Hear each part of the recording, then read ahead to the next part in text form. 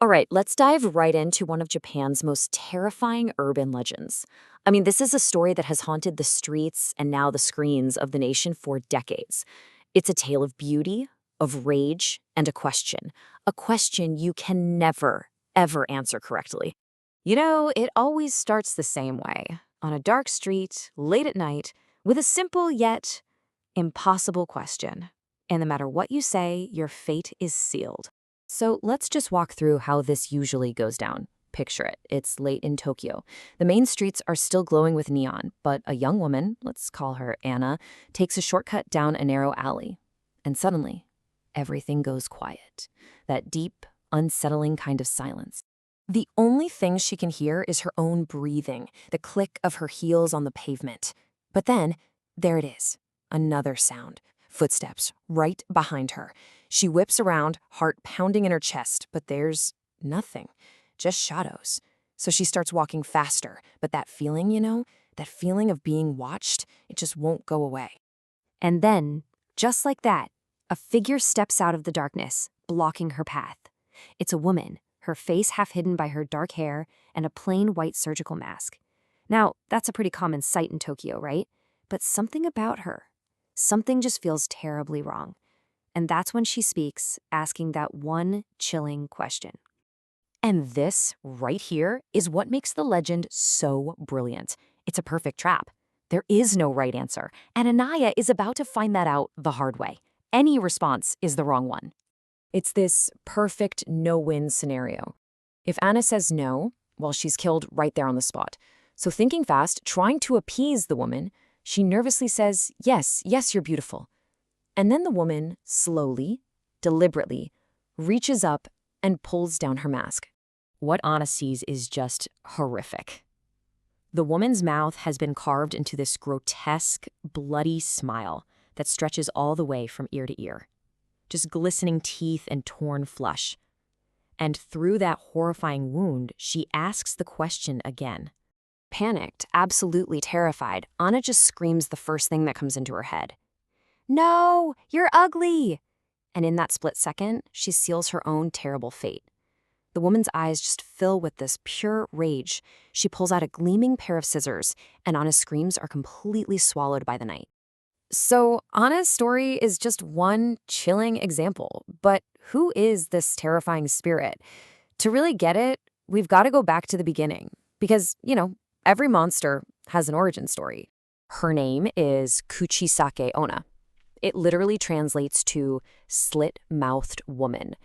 And in Japanese folklore, she's what's known as an onryo, basically a vengeful ghost, someone who is held to our world by a powerful grudge and this unquenchable thirst for revenge. And her grudge, well, it was born from an absolutely unimaginable act of cruelty. Her story is this tragic tale of breathtaking beauty, suffocating jealousy, and just brutal possessive violence. So the most common origin story says she was this woman of just unparalleled beauty way back in the Heian period, and she was married to a very jealous samurai. He goes off to war, and his paranoia just grows and grows. He comes home unexpectedly and in this violent fit of rage accuses her of being unfaithful. He grabs his sword, slices her mouth from ear to ear, and screams, "Who will think you're beautiful now?" Her spirit, unable to rest, is now trapped, reenacting those final agonizing moments over and over again, forever seeking validation and vengeance. But the legend doesn't just stop there. It also explores how you might fight back. In one popular, more modern version of the story, a priest named Hoshuma decides he has to do something after a wave of deaths. But he quickly learns that this ancient ghost is evolving. She's adapting to our world in some really terrifying new ways. So Hoshima finds her in a dark alley and he confronts her using all the traditional methods. He's chanting secret mantras, he throws purified salt, a holy talisman, and the spirit lets out this blood-curdling shriek and just disappears. For a few days, the city's quiet. It really seems like it worked. But that peace, it's just the calm before a much, much more violent storm. She appears to him in a dream, her voice just dripping with malice, and makes this terrifying promise. Turns out she wasn't banished, she was just getting started. And this is where the legend gets a major update. Kuchisake Onna is no longer just tied to lonely streets. She's become a ghost in the machine. The story adapts to our modern fears. People are found dead in rooms that are locked from the inside.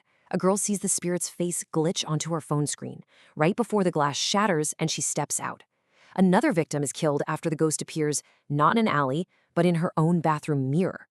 Hushima realizes the old ways are useless. I mean, salt and talismans don't do a thing against a ghost that can travel through screens and reflections.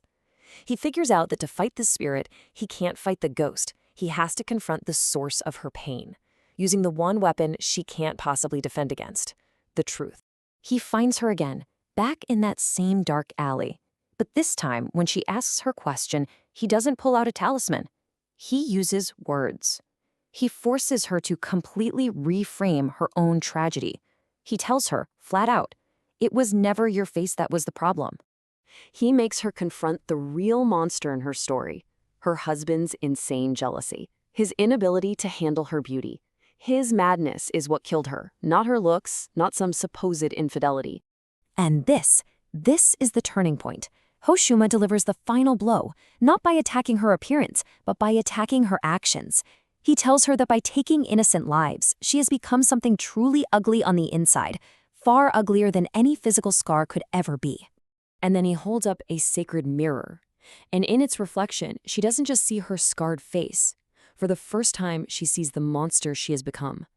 Confronted with the truth of our own ugliness, the spirit just screams and dissolves into smoke, gone for good. So in this version of the story, Hoshuma did it. He defeated the spirit. But the legend of Kuchisake Onna, the slit-mouthed woman, that endures. It's this chilling reminder of how pain can twist someone, corrupt them, and turn a victim into a monster. And that really leaves us with one final, pretty unsettling thought. The idea of a ghost appearing through shattered mirrors and glitching phone screens, well, it feels more relevant today than ever before, doesn't it? It kind of makes you wonder, what other ancient fears are finding new ways to reach us through all that glass we stare into every single day?